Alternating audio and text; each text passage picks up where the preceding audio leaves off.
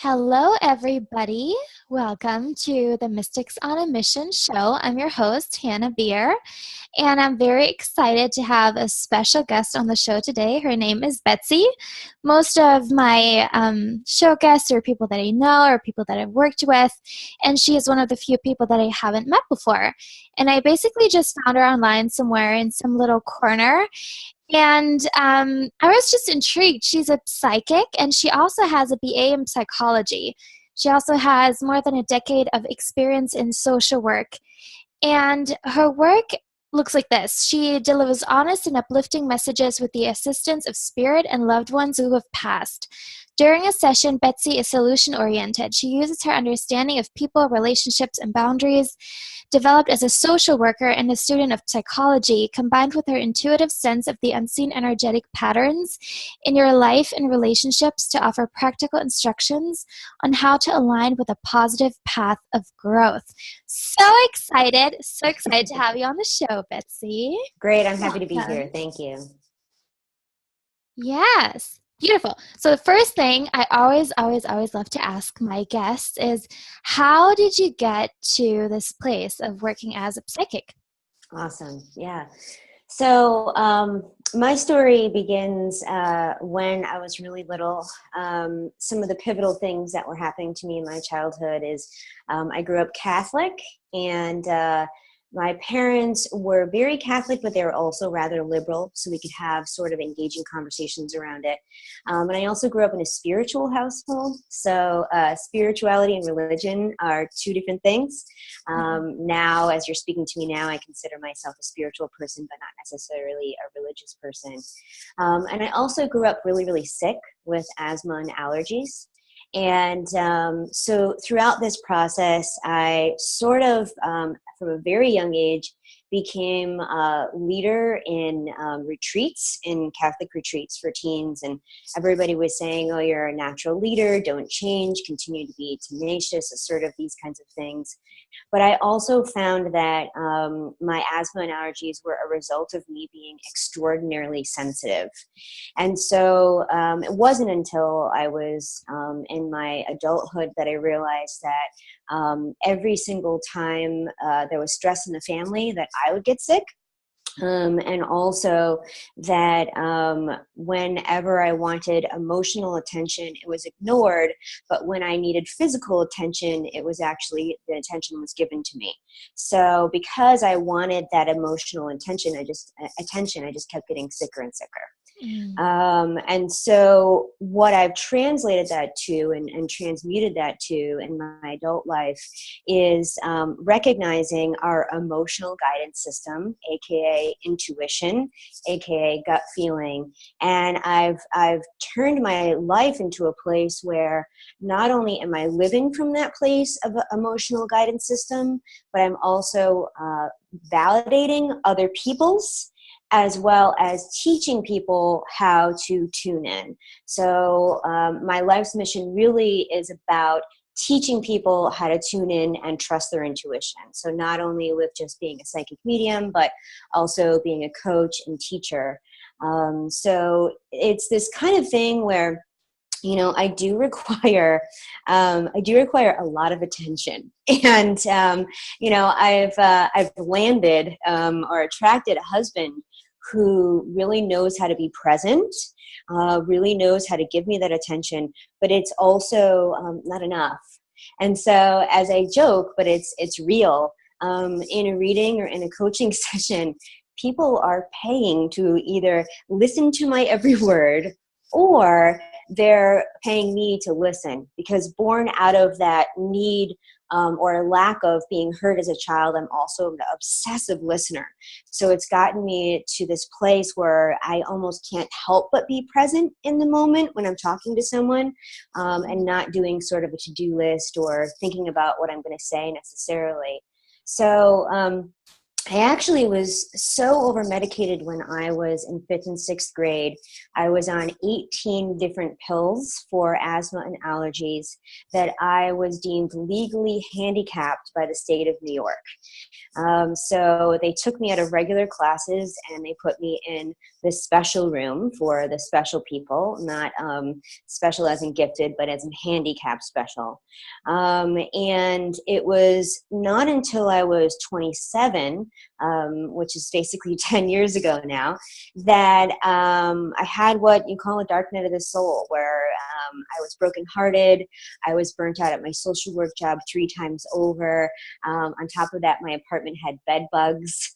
Everything was sort of crashing down. And then I fell on my head from the top of a flight of stairs. And luckily, I only got a concussion from that, magically. But they found a 3rd deadly diagnosis. So to put this into perspective, from the time I was born, I was told that the air could kill me, right? That's asthma. That my food could kill me because I would immediately go into anaphylactic shock and my throat would close if I ate a particle of a peanut. And then I got this 3rd deadly diagnosis at age 27 that said, literally, I am not exaggerating, if I turn my head the wrong direction, I could die or become a paraplegic or anything in between. So it was a wake-up call that I really did need to discover myself and discover my gifts, as well as, again, becoming present. Because that diagnosis of finding a hole in my spinal cord near my C2 vertebrae, which is what that was, a pre-existing condition, sort of turned me into Chicken Little and the sky is falling. I mean, I could die at any moment yet again. That my body was only there to basically end my life. It was through that I actually stumbled upon what's called the Spiritualist Church. That's spiritualism with a capital S. In shorthand, that's a psychic medium church. Previous to this, I had no exposure to energy, chakras, not even angels, nothing like this, no predictions, those kinds of things. But it was through that community that I started to develop my gifts and find a mentor to really help me uncover some of these undeveloped gifts. And then what happened, everybody always wants to know, have you always been psychic? Did you have all these things happen when you were little? Well, the answer is yes, but I don't differentiate out myself from necessarily other people who don't have this perspective. So in other words, once I discovered and really harnessed my gifts of being a psychic, which means I can understand and know things about people without them telling me, sometimes about the future, sometimes about the present, sometimes about the past. And the mediumship part is speaking to spirits on the other side, people who have passed. So when I discovered that, then I was able to remember and recontextualize things that happened to me when I was a kid that I just kind of thought was normal or just forgot about. So yeah, hearing spirits, walk up the stairs, having precognitive dreams, mourning the loss of people before they passed, things like this, that I just had no idea were considered paranormal or something like this. But I have a feeling that if we all sort of look back or have that lens, that we'll find similar anomalies in our lives. So I don't consider myself that different, but I also know that I'm a little bit more predisposed, just coming into this world being super, super sensitive. So that's in a nutshell. Yeah, wow, that's incredible. I feel like there's a thread in your story around building your life so that it's in alignment with your sensitive nature. And you're Absolutely. also giving many examples of how, of all the hardship that can come from not honoring that you're sensitive. Absolutely. Yeah. And it makes so much sense. I'm also very highly sensitive, and so many of my clients as well. And it really takes a lot of courage to build our lives differently and to really, even just accepting that we're, sensitive, and then accepting that there are just some things that we have to do differently is a very courageous thing to do. Yeah. And Yeah. what was your journey there? Well, I have to say, one of the sort of pivotal moments for me, and I do sort of see this as me having the effort to look inward along with sort of divine timing, as it were. When I went away to college, by that time, being 19 years old, I had already spent, I don't know, maybe something like 6 years with my look being rebellious, right? So this is when I was 19, it was 1999, right? So having crazy hair and piercings and being loud and obnoxious, and there's nothing wrong with that in general, but I came home from Christmas, on a Christmas break from college, and I was just sort of thinking, and that was when it dawned on me that my parents didn't really have the bandwidth and or knowledge to be able to take care of my emotional needs. And that in fact, they were just so preoccupied with keeping me alive. And so I actually confronted them. And I said to my mom, I was just, tears. I was just so upset by this realization and afraid to even explore it. And I said that to her. I said, I think you guys emotionally ignored me because you were really focused on, just my health, and that if it didn't involve my physical health, you didn't have the energy for it. And she, to her credit, she was like, absolutely, you're right. You're right, and we're sorry. And in her words, I think we did a pretty good job of keeping you alive. In other words, you're alive today because of us. And she had me confront my dad, and he also admitted it. That kind of thing, I think, might be more on the rare side of confronting someone of like, hey, there's this huge deficit because of you, and sort of just being plainly like, yes, that happened. But I really do see, and this is something that I teach, that sensitivity is actually our biggest strength. And it is the sort of source of a lot of the things that we can bring into this world to help other people or to manifest our dreams. And a lot of people that come to me for help, either for themselves or family members, have sort of thrown it in their face, and they say, you're too sensitive, you're too sensitive. And that was the message that I got growing up, in various ways, health-wise, emotionally, these kinds of things. And it is a liability if you're not empowered, right? So there are steps and levels of awareness that someone who's sensitive needs to take in order to turn that sensitivity around into a strength, into empowerment. And, one of the examples is one of my coaching clients. She just hit her year anniversary with me. She's just somebody who just is always showing up for the work. She's just an ideal client in that way.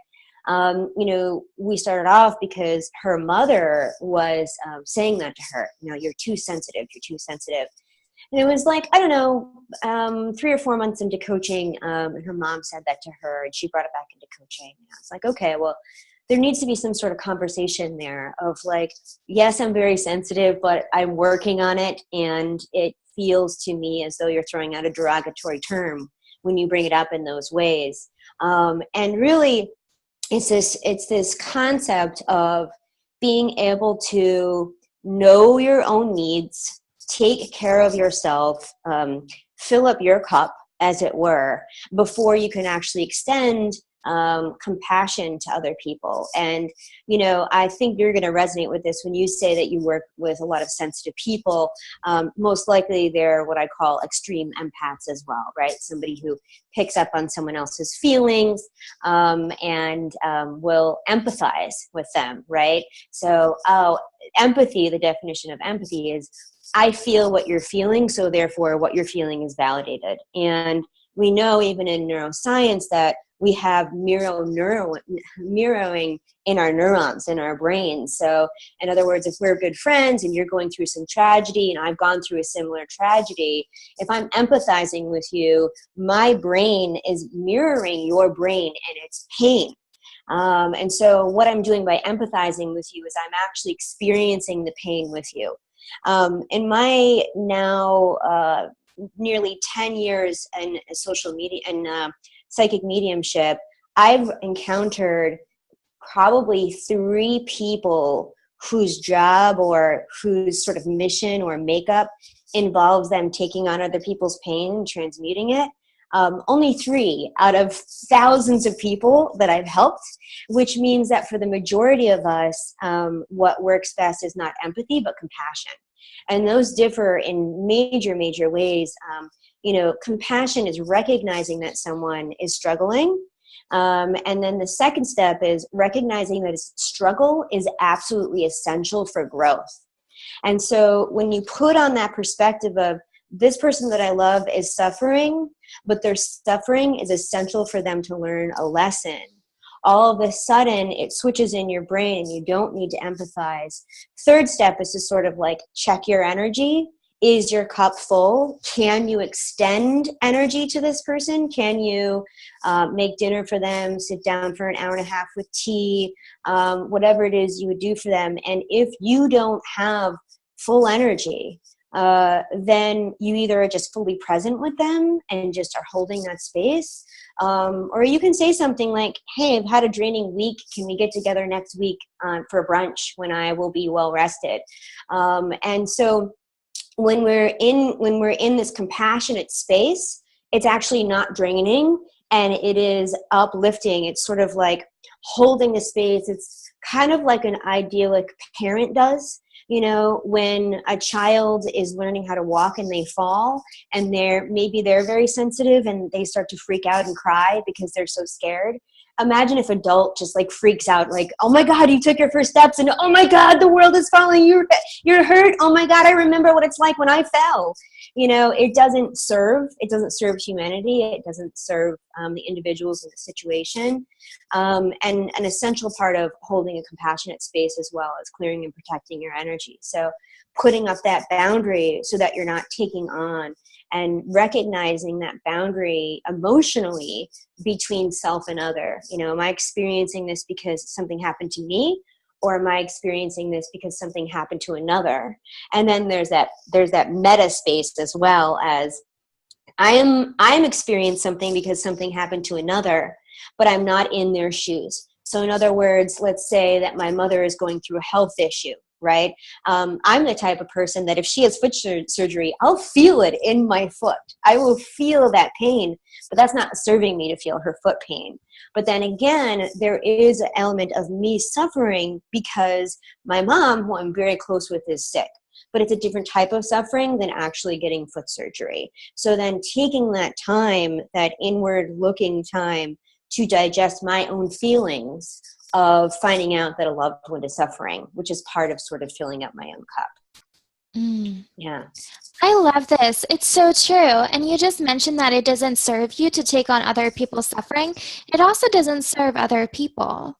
Exactly. Because what Yes. teaches people self-confidence more than anything is letting them carry their own stuff and, you know, offering our support when we feel like we can really handle it and when we feel like we have really something to give. And then in the meantime, really trusting them that they can hold their own space, that they can, you know, go through their own stuff, because like you said, those initiations and challenges are really helpful. And in every struggle, there's this seed for growth.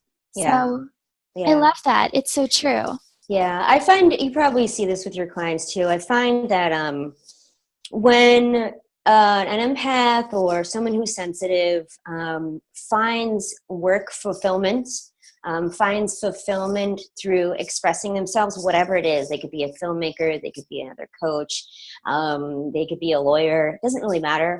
But when their passions are fulfilled and they know they're making a difference in the work sphere, usually what I've seen is that there isn't this pile-on of other people's crap, right? So I think we work with people who tend to have they're the go-to person, right? So everyone comes to them with their problems. And not only that, but they'll sort of seek it out because it creates that validation of like, oh, I'm wanted, I'm needed, I make a difference in the world. The problem is that there's not an equal exchange in that. And that eventually, not only for the person who's doing sort of the friend counseling, as it were, they wind up being drained. But as you said, it doesn't allow the other person, I love that word, to go through the initiation, as you said, to go through the suffering that they need to be able to grow. And so I know for me, and I can very much speak from my own self, I usually take the month of August off. I don't usually have too many planned vacations sort of in between the year, so I take the whole month off. Well, when I take the whole month off and I'm not coaching and I'm not teaching and I'm not doing readings, I don't have that stream where I'm really in the nitty gritty with people, helping them, and my clients aren't asking me for help because I'm on vacation. So I wind up sort of like coaching my mom and coaching my husband and coaching all these people. And they're very quick to take their middle fingers and sort of get something out of their eye with it and be like, hey, I'm not your coaching client. And this is one of the things that I see with my clients too, is they'll sort of complain that either their friends aren't taking their advice or their friends always have the same problem or something like this. And my one friend said to me recently, she's like, don't they recognize who I am, as in I am a healer, I'm someone who can offer sort of spiritual life coaching advice. And so I suggested to her, I was like, once you sort of get the ball rolling in your own healing practice and people are seeking you out for that and ultimately paying you for your services, you will feel that life satisfaction. And when your friends come to you with the same boyfriend problems over and over again, you'll be able to just be able to be present and hold that space. That's something when I teach my 6-week class, Trust Yourself, Intuitive Development Through Awareness. You can see the smile on my face because it's one of my favorite moments in class, because it's the hardest thing for these empaths to get. I always tell people, because look, we're in an intuitive development class, right? So a lot of times in these healing environments, somebody will go through some sort of experience in a guided meditation, and they'll come out of it and they'll share with the group, and they'll say, and they'll maybe there's some a little bit new to this, right? And they'll say, I don't know why I was in the meditation and this royal blue came through, and it just felt so comforting and protective. And usually, it sounds kind of like a parody because I kind of find it funny, but usually someone else in the group will just like shoot their hand up and they'll be like, that's Archangel Michael, I know it is. And the person will be like, oh my gosh, Archangel Michael was with me. And I work with angels. I think they're great. I don't ever want to dog angels by any means, but one of the things that I teach is, if someone is not asking for your opinion, then they need to figure it out themselves. And so we set up this space in class that you're not giving readings for other people. You're not giving advice to people unless you're in an exercise where you're reading for one another. And so that is sort of a microcosm, I feel, of what happens. And so the thing that sort of brings me sort of the most smirk to my face when I'm teaching is telling people that the rule that we have is we don't actually help people unless they explicitly, with a question mark on the end of their sentence, say, Hannah, what do you think I can do about this situation?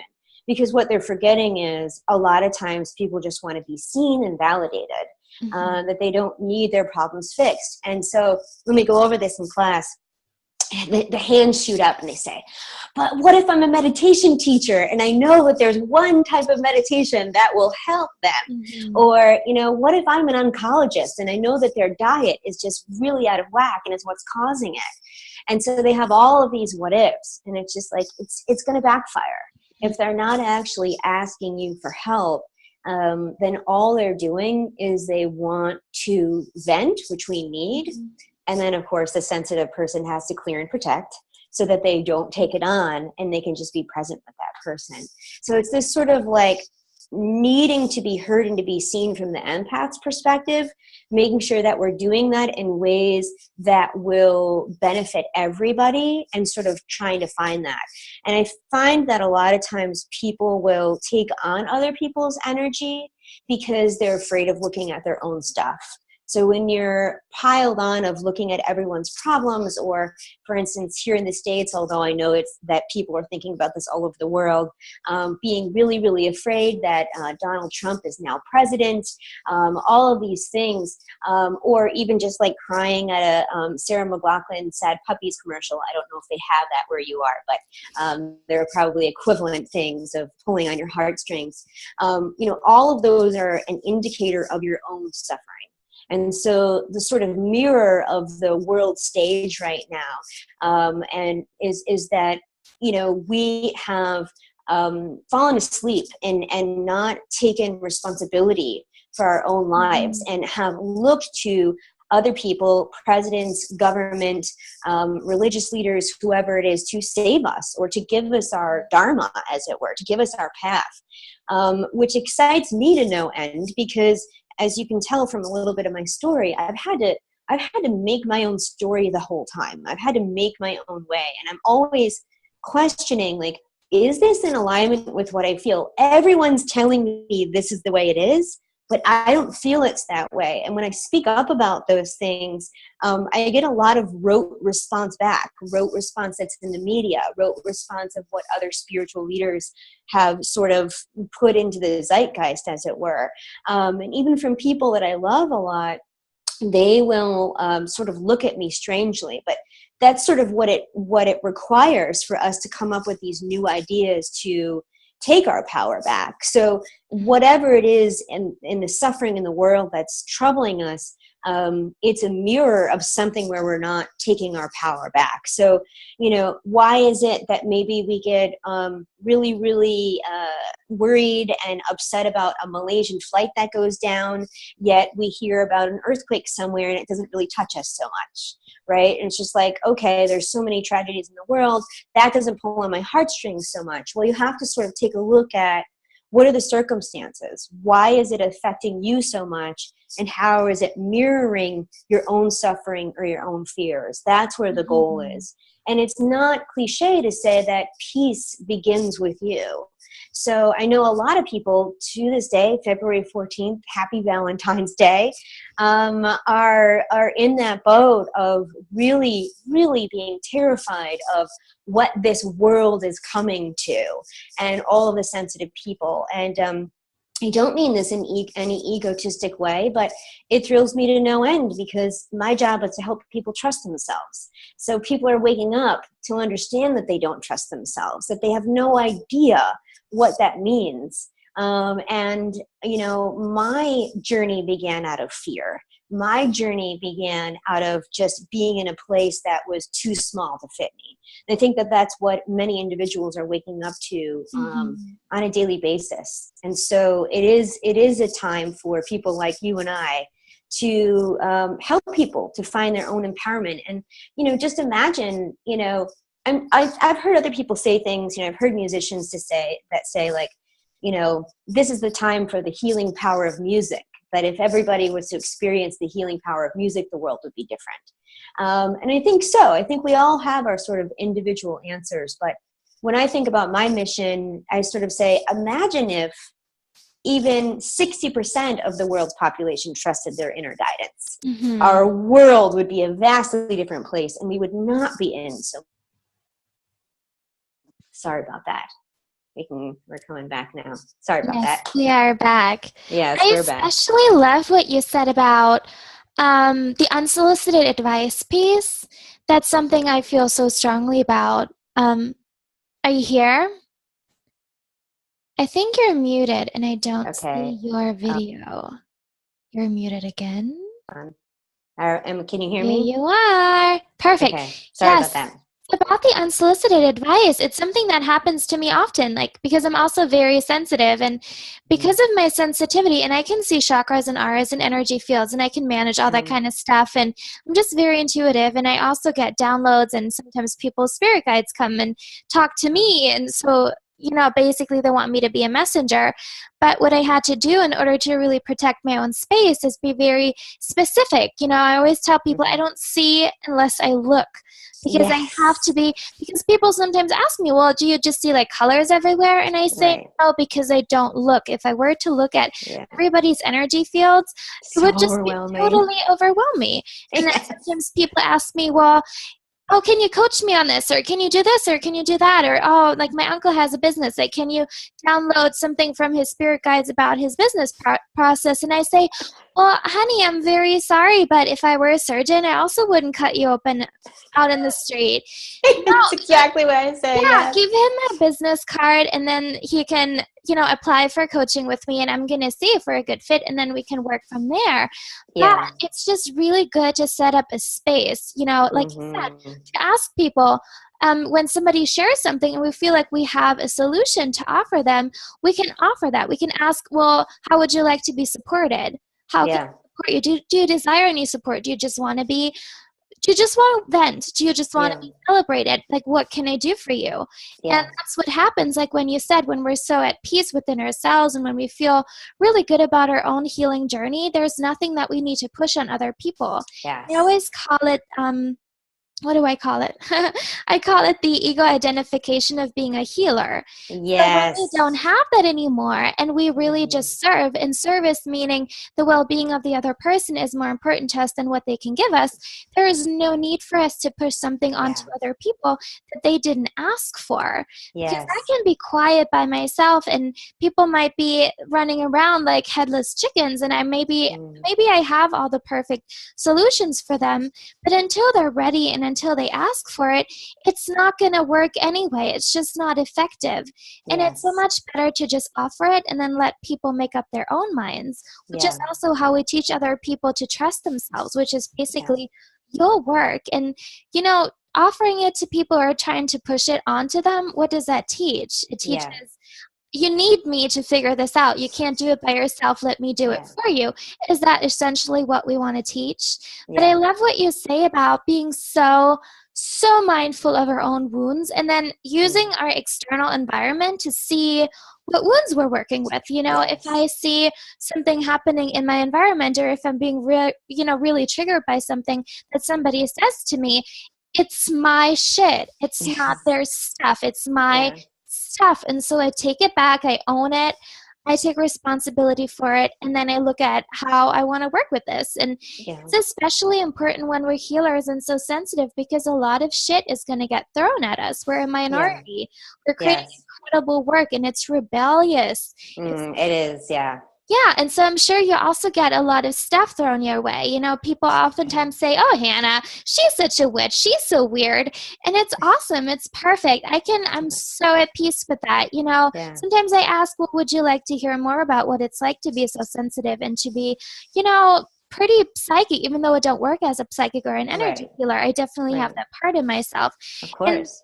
yeah, it's just cool when you're so at peace with your own sensitivity and your own Yeah. gifts, and yeah, you can really just really serve from that place without needing anything from your clients, which Yeah. is also a very unhealthy dynamic. You don't want to need something for your clients because you're the one serving them. Yeah. Yeah, absolutely. Yeah, I totally resonate with that. Another sort of thing about this, because I think people are waking up to the fact that they may be picking up on other people's stuff, that it's not theirs. And when they're going into sort of a training where they're like, I want to be more intuitive, these kinds of things. One of the things that you just demonstrated very beautifully is, just because we can sense, just because we can see, doesn't mean that our job is to intervene. So the analogy is sort of like, we have ears. If we're in a restaurant, we can very easily eavesdrop on other people around us. In fact, we have to consciously choose not to, right? As you Mhm. said, you have to choose to look. And so nothing in our society says just because you can hear someone having a conversation about whatever and you have knowledge on it, that you immediately go over and say, I am a specialist in this and I can help you, because they're going to be like, WTF, who are you? Yes, I love And this. so we have to actively sort of turn it off. The other thing is that the same thing with the environment, about whatever that it is that's triggering us. If we as sensitives or intuitives or whatever, if we are picking up on something about someone else, right? It's not to run and tell them, oh, by the way, your knee's going to be fine, or your deceased aunt says your pregnancy is going to be perfect, right? It is a message for us to say, how does that relate to me? Because what happens is, it is, as you perfectly put it, the ego's identity to want to sort of have those parlor tricks to be validated. And so this is the other thing for sensitive people on the receiving end.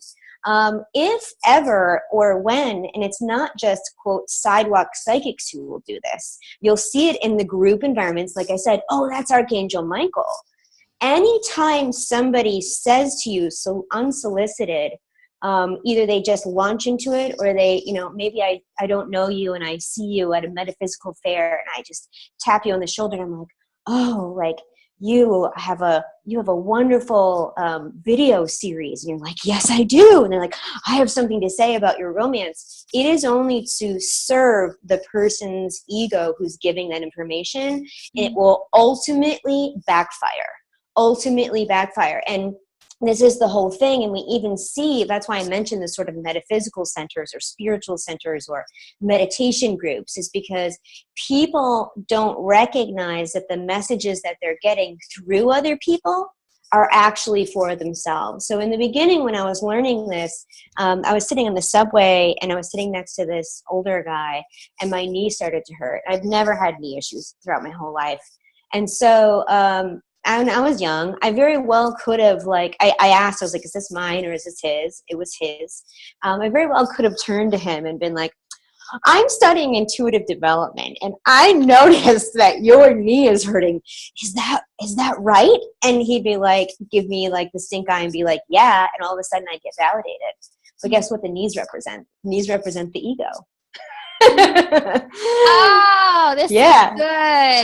Totally meta. So my job is to zip it, to clear and protect, and say, where is my ego rearing up right now? Where does it want validation? And how can I serve my ego in a way that serves everybody else? I also heard from the Hugging Saint Amma that if you crush an egg on the outside, you end life. But if you allow it to crack open from the outside, you allow that life to bloom. It's the same thing of like trying to like knock on someone's door and saying, I know what you need. If you only used a neti pot and meditated every day, your life would be different. And if you feel like you want to say those things to other people, then you have to say, where does my self-care and spiritual practice need, upping, Yeah.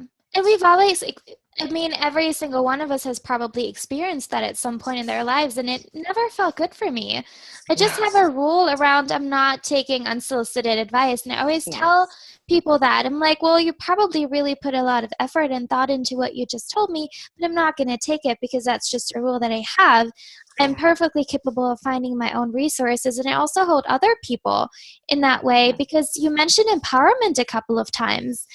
And it's really cool. And that's also what makes people feel free around us. Then they feel like they can fully express themselves without us coming in and trying to fix stuff or trying to push things onto them. And it's really empowering for them. And it just feels so good as a healer and as, a coach and a service provider when people come to you and then they're ready. And this is when, it's really effective because in the end, we're not doing it to, get this ego validation. We're doing it because this work is really needed. This work is really, really important. And so sometimes we need to get out of our own way and we need to, step up our humility game so that we can be even more effective. And with more power, there has to be more humility. Yes, absolutely. Yeah. When I do coaching evaluations, I'm always checking the person's readiness. They may think it's cool. They may want to do it. And then when I say on a scale of 1 to 10, how ready and willing are you to jump into this work? And they say, oh, a 6. Then I say to them, I can't provide motivation for you. I can't provide that for you. I can work with people who are really ready to take responsibility. So, sometimes I'll send them away with a few exercises or thinking points and say, get back to me when this is shifted, but it's that kind of thing. And that's something also as a healer that I've learned and gone through my own trials with, coming from a background of social work, right? Where getting paid very little to work very hard in very intense situations. Really recognizing that people need to invest. They need to invest in their own healing. That's why I don't do any readings for free. That's why I don't do any gifted readings. If somebody, a lot of times someone might say, that reading was so fantastic and you totally told me like it is in a very compassionate way. Stuff I needed to hear, maybe didn't want to hear, but I was able to transmute it for them. And then they'll say, oh, my husband really needs to be told like it is. Let me purchase a reading for him, right? And it's the same thing that we're talking about. The husband isn't ready and gung-ho to be like, where are my areas that I'm not seeing and where could I use improvement and what daily exercises can I do to improve myself? So it's this kind of thing, just like you said, pass on my information. tell them authentically, tell your husband authentically what this reading did for you, and walk the walk. And then eventually, if he sees the shifts, maybe he'll go for a reading, and maybe he won't, or sister Yeah. or mother or whoever, that kind of thing. So yeah, I think it's great. The world is, so many of us are waking up to the fact that we can help people, whether it be through film, through writing, through plants, all these different ways. But coming out of that zone of safety that you probably had to come out of, that I came out of, being a social worker. I mean, now that you know the background, my parents basically, and to some extent, they believe that it's true, that I would die without health insurance, right? Because the world was telling me that I would die, right? So total like root and second chakra of this like security thing. And so I had to break out of that and say, is that true? Now, would I like to have health insurance? Yes. Will I have health insurance someday? Probably. But I can tell you, since 2010, when I retired from social work, it's been my 7-year anniversary is just passed. Not having health insurance hasn't troubled me at all. I go to urgent care. I think like 3 times. One for like a urinary tract infection, one for a booster shot or something like that. And what's happened is, through this shedding what no longer works, I'm actually the healthiest I've ever been. When I started doing yoga and meditation, I went off all of my medication, and my lung capacity increased by 20%. My doctor was floored, and so I'm not telling people, F health insurance and, yoga and meditation is the cure. But finding that authenticity and aligning your life with your authentic self actually creates an abundance of health. It's not new. Joseph Campbell talks about it. You go back and many of our fairy tales are based on finding our authentic self. And being stuck in a paradigm where we're in fear and we feel like we have to show up in a certain way, and sort of getting in touch with ourselves and blossoming into the new us, where health and love and abundance are basically all but waiting. And I kind of mean that because, once you get in alignment with something, it's there. It's always there. You just have to come into alignment with it. So yeah, it's really beautiful. It's such a beautiful time. Particularly with everything that's going on in the world, I feel like this is the world's dark night of the soul, right? So it's creating much more fear, but the fear is what pushes us into the light, I feel like. So it's an exciting time from my perspective. I love it. Yes. It's also interesting because you talked about people wanting to take these initiations away from other people because they think they're bad. And I was just recently asked if I could channel some light or, heal someone, like do a distance healing with the boyfriend of one of my girlfriends. And I said, no, like he didn't ask for me. That's intrusive. It's not okay. I would never want anybody to touch my energy field in that way. Right. Our energy fields are always communicating, but that's, I would never want somebody to just come in and do anything like that. And also, then she said, but I have to help him. And I was like, the best thing you can do is let him have that process.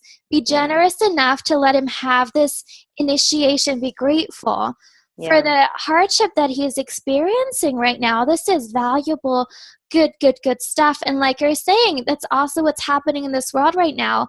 And what I also hear from many sensitive people like us is that all of a sudden they get so depressed. All of a sudden they feel all those things. And that's just because we're in tune with what's happening. We feel it when, the earth is suffering. We feel it when there's, shit dumped in the ocean. Like we are her. Of course you feel it. Of course. Like we're the ones who are so sensitive because we're the way showers. And all we need to do really is fine tune that and learn to work with our gifts and learn to really show the way. And that's what I think is, so amazing about your work. And I also especially love, you said that before we got on this call, you said to me that you're really passionate about doing less readings and Mm. teaching more. Oh yeah, absolutely. It's interesting because my readings themselves have a lot of teaching in them. So the sort of Mhm. evolution of that is, on my website, you're encouraged as the consumer, as the client, to read about it, because I'm not unique in the way that I do my readings. That there are a lot of psychic mediums out there who will tell you your prospective futures, right? Because your future, you have free will, right? So it's based on an if-then situation. If you do this, then this will happen, right? And so because of that basis of the way that I work, in the readings themselves, there's a lot of teaching. So in other words, if somebody is coming to me and they're asking questions all about when questions, so in other words, when will I meet my soulmate? Sorry, what will he look like? How will I meet him? When will I have children? When you get into a when energy, you're in sort of a deservedness energy in some way. Now, we all deserve relationships. We all deserve happiness because we're human, because we're on the planet, and that's what we're here for. But the deservedness of like, I deserve a cookie kind of thing just doesn't work. You don't get a cookie if you ask for a cookie in that way. And I don't anthropomorphize the universe, but it works the same way. And so what works in readings with me is how questions. How can I get this? What is blocking me, and how can I turn it around? So like you read in the beginning with the bio, it's solution oriented. And so what had happened was, being a social worker for 10 years, I was in some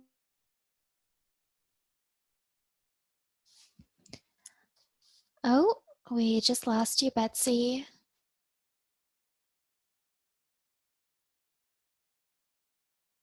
the whole borough of Brooklyn.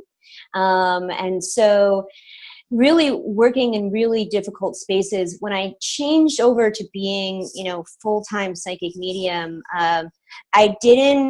I had an aversion with sticking with someone for a long period of time. I just wanted to get in for an hour and get out. I would give them resources for continued help, other coaches, other programs, things like this. But my clients just kept saying over and over again, when are you going to start coaching? When are you going to start teaching? We love this. Mhm. And it took me about 3 years at least of hearing that. And what I realized is that in the job that I had for 7 years, I was responsible for the entirety of people's lives. Not only that, but they weren't seeking my help necessarily, right? So the system paired me with someone who didn't necessarily want a social worker, who didn't want me meddling in parts of their lives that I was assigned to meddle in. And on top of that, I was just, if anything went wrong in their lives, I would be the first one to call, and I was on call 24/7. So it left a bad taste in my mouth for continued help. The light bulb went off, and it was just kind of overnight. I actually was at some seminar and got laser coached by someone. I don't actually attend a lot of seminars, but this was sort of a pivotal moment. And the laser coach was like, you need to start coaching. And I was like, oh, right, I do. And what clicked, I was just kind of ready for it, But what clicked was like, oh, people want to pay me for this. And not only that, they're choosing me. And then on top of that, the icing on the cake is I get to choose them. Mhm. So, when I'm doing a coaching evaluation, it's not just for someone to evaluate me, but please do, but it's me to evaluate them. We're open, we're entering into a sacred relationship, and you're going to be a part of my life. I want to make sure that this is fulfilling for me. It's not that I only take the easy ones, I don't know if there is such a thing as an easy one, but I want to make sure that I'm going to feel good within that relationship. So I was at that seminar, and I called my then boyfriend, now husband, and my parents up, and they're the only 3 people on the planet that I told them, okay, I'm going to start coaching now. And I came home, and I went into my office, and somebody had signed up for a reading. This is a very true story. The person who was sitting in my office, I'd never seen him before. It turned out that he was pretty gosh darn wealthy. And he sat down across from me from the table, and he said, I signed up. Now, mind you, I had never offered anything else but reading services. There's nothing on the website that said anything else but that, because I had just come to this conclusion literally 2 days before. He says, I signed up to meet you, and I did not sign up for a reading. I believe you're the one that can help me, and I want you to mentor me. And I was like, well, you're in luck, because 3 days ago, I decided to start coaching. And he was coaching with me for over a year. So it's that kind of thing is just sort of like, all right, I do really well with helping people longer term, helping with that transformation. As you know, as a coach, there's such a vast difference between just meeting one time and having that accountability and that rapport built up. And so it's those kinds of things that really thrill me, being able to not just hand people information, but basically teaching them how to fish, teaching them how to get that information as it applies to them for themselves, seeing the longer term, deeper breakthroughs. So even in the readings, there's an element of teaching. And now it's just a matter of the tools that I have, that I've developed, and some of them were given to me and I've put my own spin on them, but a lot of them are original through me, but that doesn't mean that they don't exist already. It just means that I wasn't consciously exposed to them. It is a matter of, I really just want these tools out there in the world. So it is like, everybody should know how to clear and protect their energy. It would shift the world. Everybody should know how to tell the difference between their ego and intuition. Everybody should know, the practice of forgiveness, right? And so those happen to be 3 guided meditations that I have for free on my website.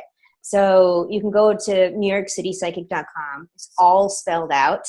NewYorkCityPsychic.com. If you type in any other iteration, you will not come across me. And you can just go to the blog. If you go to the #1 tool for transformation, you can sign up for the pink light meditation, which I love. You have used. Yeah. Let's talk about that a little bit, because it's Valentine's Day and it is the loving meditation. So you've used it. Yeah, I just love channeling different types of light. I love white light. I love golden, white, and pink light is my favorite. And especially something that I love, love, love to do as a very sensitive person is sometimes I like to wrap myself up in white light and sometimes in pink light. And I just think that that's one of the most powerful things to learn as a human being, like how to either zip yourself up if you're into energy medicine. Perfect. Please learn that. But even just, learning to infuse your aura with different colors or, wrapping yourself up in that light. And it's really cool. The pink light meditation that you have is so quick, which I especially love, because oftentimes I just meditate by myself. And then when I'm traveling, it's just really cool to take those 8 or 9 minutes to, get that pink light flowing and then maybe heal a situation, and then at the end wrap myself up and I'm protected for the next 12 hours. It's really awesome when you learn those things, and I especially appreciate that you're not just, like you said, giving people information and then they have this one-time breakthrough, but really helping them embody it and learn something that's gonna build over time that they can use over and over and over again. And this is also why I don't work as a psychic. Sometimes people ask me and I just think, well, my personal mission is different. Yeah. That's not where I really shine. I could do it, and I see how, sometimes it's cool to give people that experience of, oh, you know that about me? Oh, it's so apparent in my energy field. And just for them to get the foot in the door and to believe in it. And then usually the question comes, well, how do you know that? How can I learn this? Because I could, balance the energy body of a person once or give them a reading once, even though I'm not professionally trained in it or anything. I'm sure, yeah. But, and that's a cool experience for them to have, but then for them to really learn that, they have those gifts as well. It's just that I'm especially sensitive. And like you said, you can definitely learn that and become more sensitive over time. And it's just awesome when people learn to do it for themselves and trust themselves, and they can take it anywhere and they don't need somebody else to do it, because and I'm curious to hear your perspective on it, but I feel like if I talk to somebody else's guides or angels, I still use my own words, and it's always a sense of distortion. It's never fully clear, because, if I were to talk to your husband, Mm-hmm. I would still understand it from my own perspective. And so I Yes. always tell people it is distorted. I can't, like, any kind of channeling is my word. So I can't, Yes. and this is why it's so awesome when you can channel for yourself and really Yeah.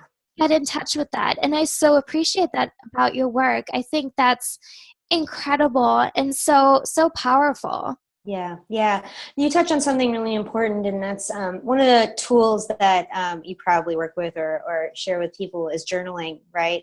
And so with journaling, when you get into a certain sort of working space with it, because different people have different struggles and aversions and resistance to journaling, but when you get into a certain space with it, the thing that I say about journaling is you can get information from journaling that no psychic medium, no therapist, no partner can give you, because it is directly, through you, from you, for you. Hmm. And so, yeah, it's definitely, and that's part of developing, because even if I were to quote, get information or channel my own guides or whatever, it would still be through my own filter, because that's the only way that it can happen. And it is all an interpretation.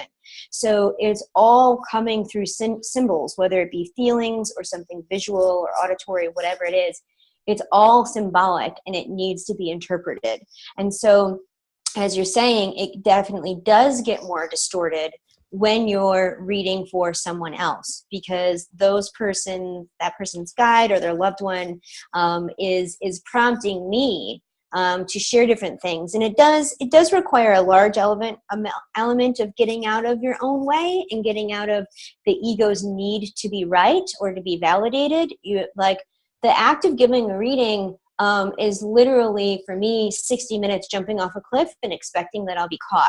Because even though I'm telling someone something and they're like, oh my God, how did you know that? Most times when I'm talking, I actually don't know what I'm talking about, but it makes sense to the other person. And so the wrong conclusion is that psychics know everything, that they're omnipresent or ever knowing.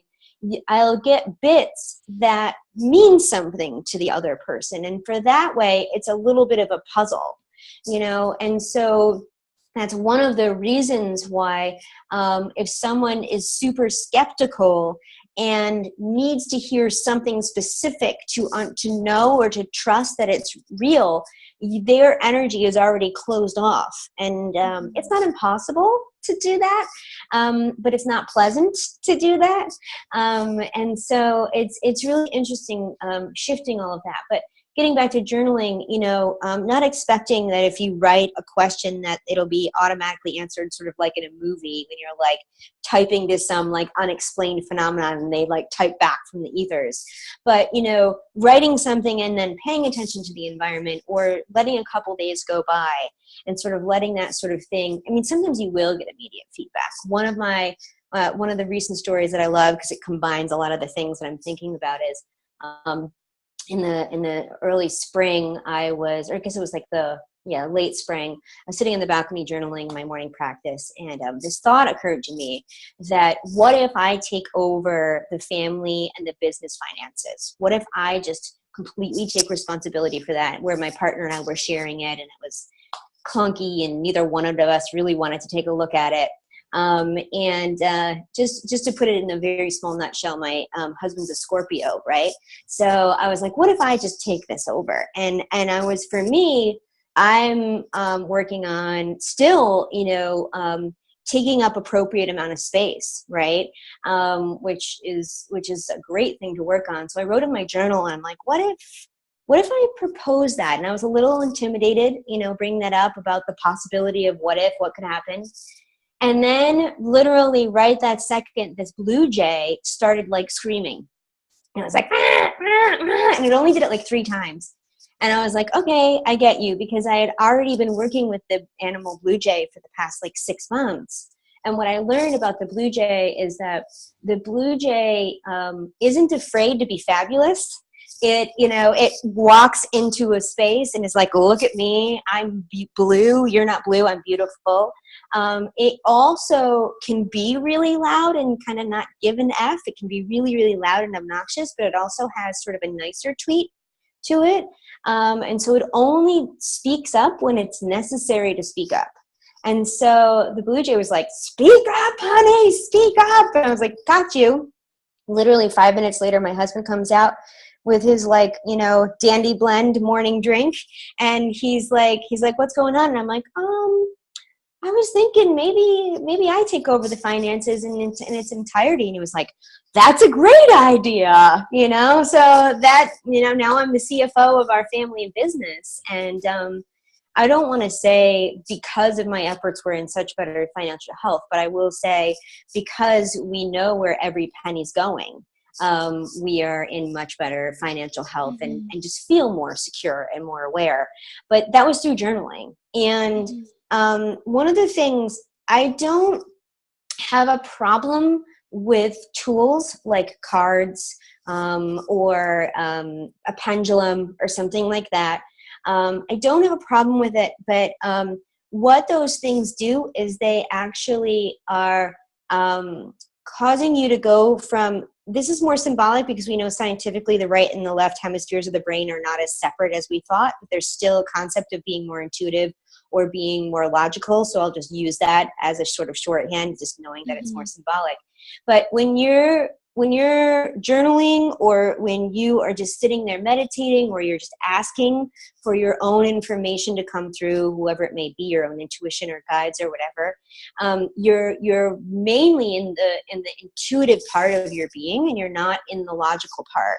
When you use tools, particularly if you're not a complete expert and you are not very, very well seasoned, you may pull a card.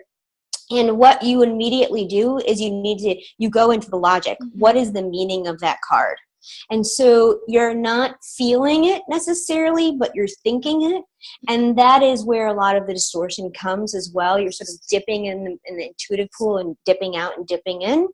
And so it's different when you just are able to go within. So in my work with clients, I never have used any tools whatsoever. It's just what's coming in through my body, through my thought patterns.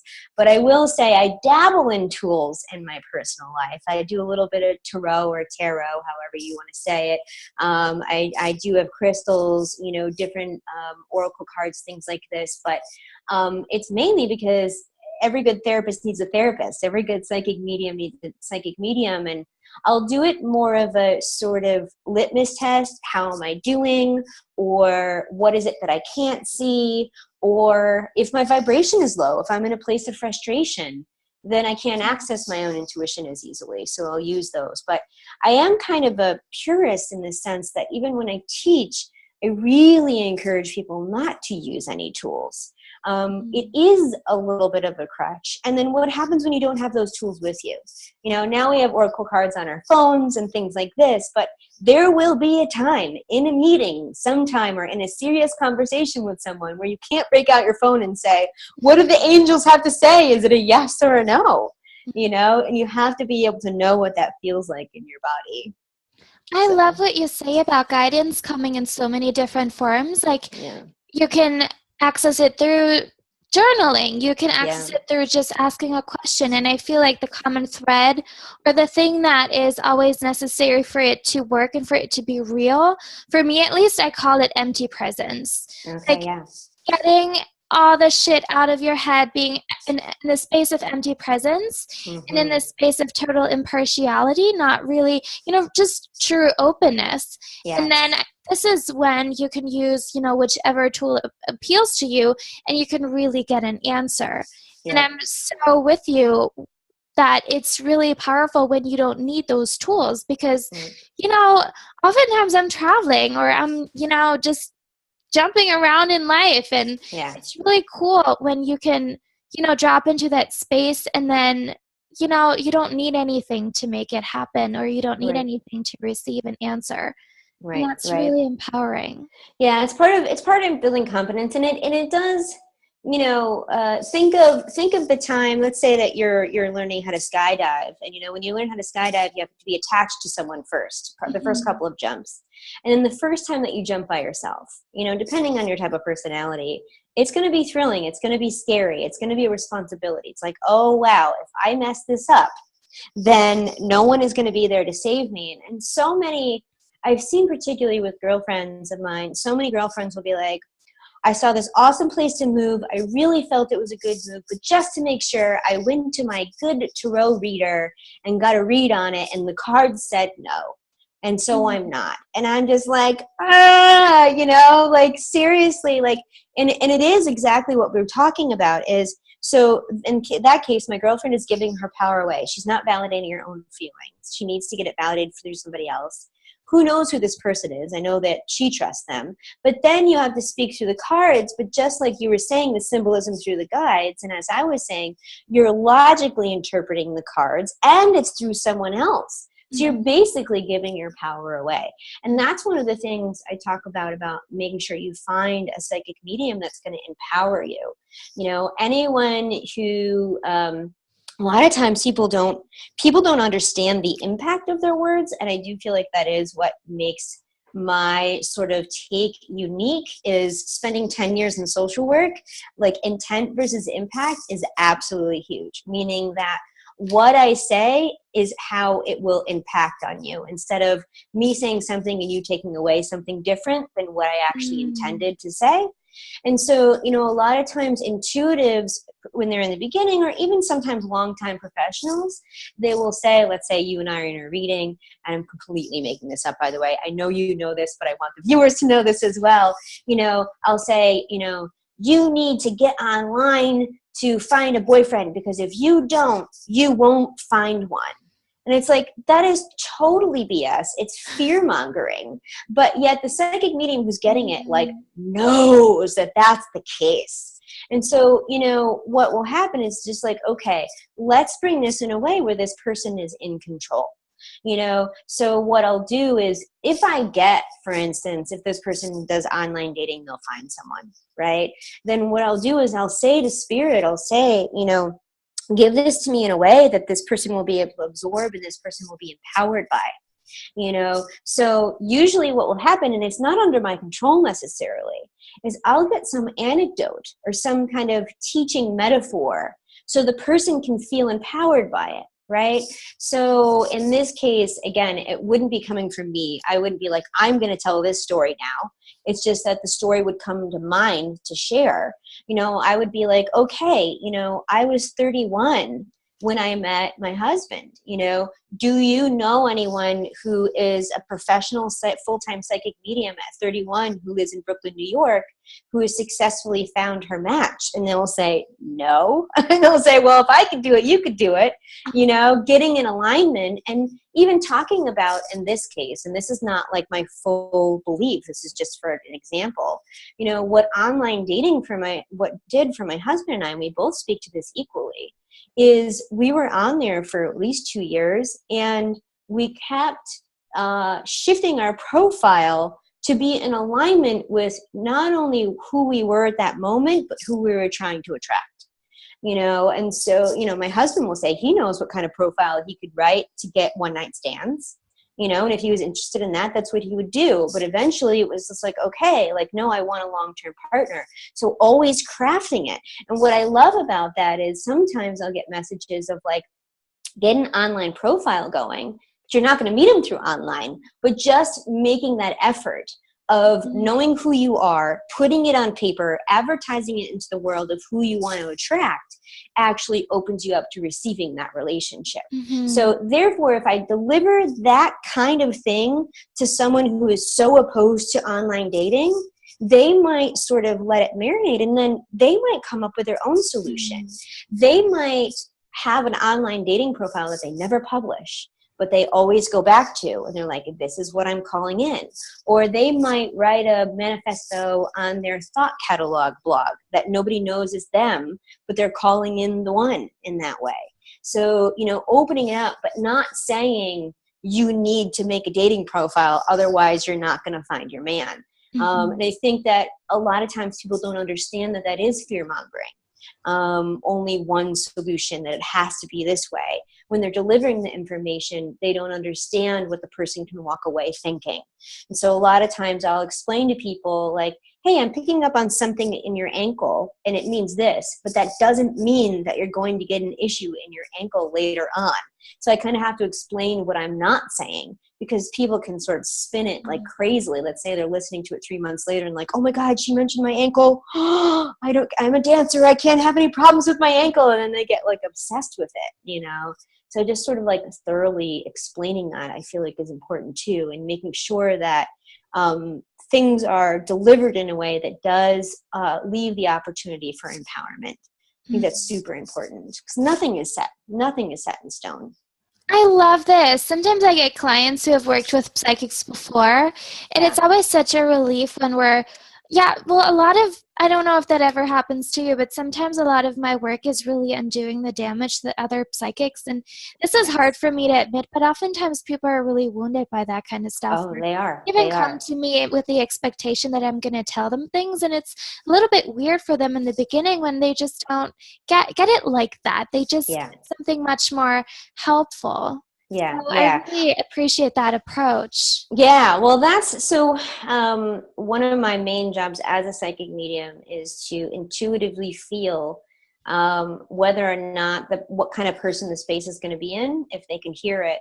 And I think because of the work that we've done to try to be so not only transparent and authentic, but very informative about the type of service that you'll get from me, I've long weeded out people who just want the predictions, because predictions aren't even based on anything.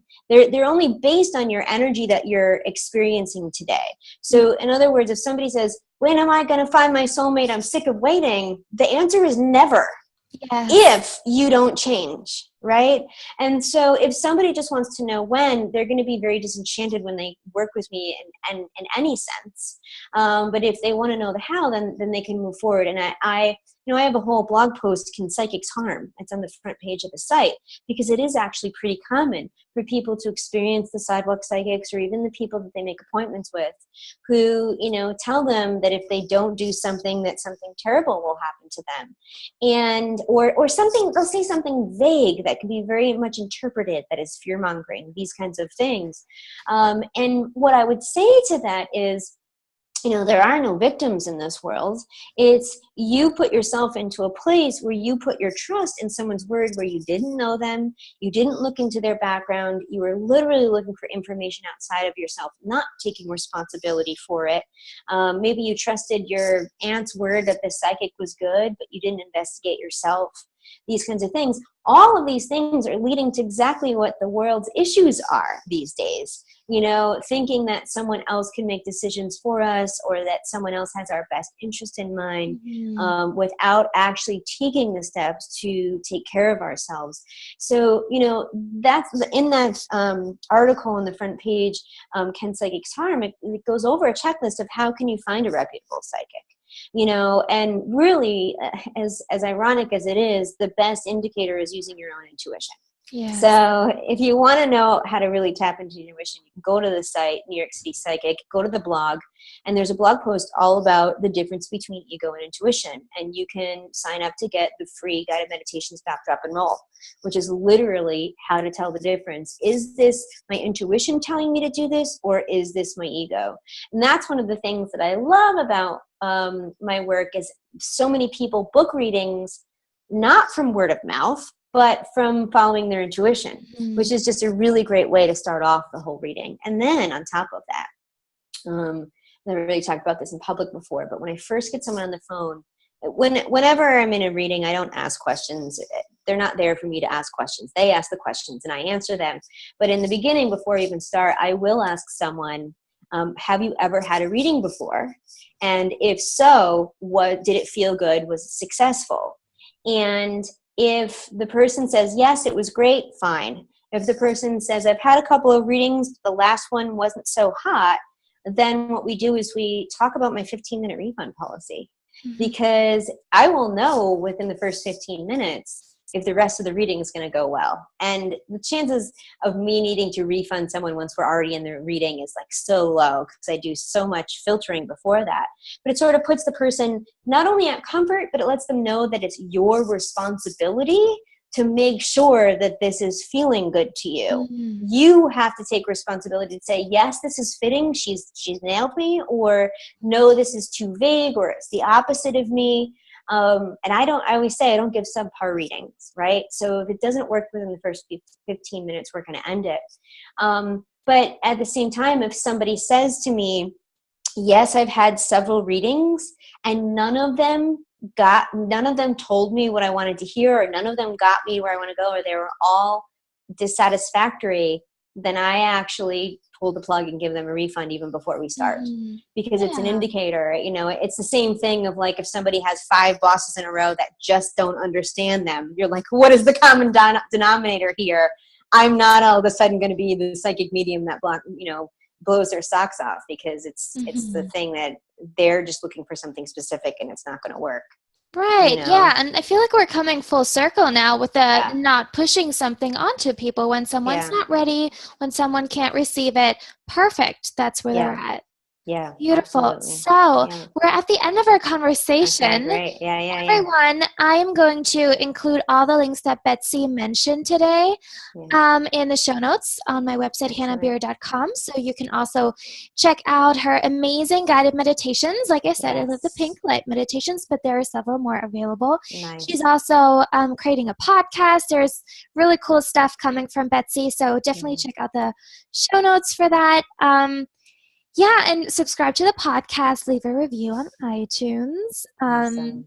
What else? Happy Valentine's Day. Happy Valentine's Day. I'd love to give your audience a gift. If they want 20% off any services, they can just type in your full name, all caps.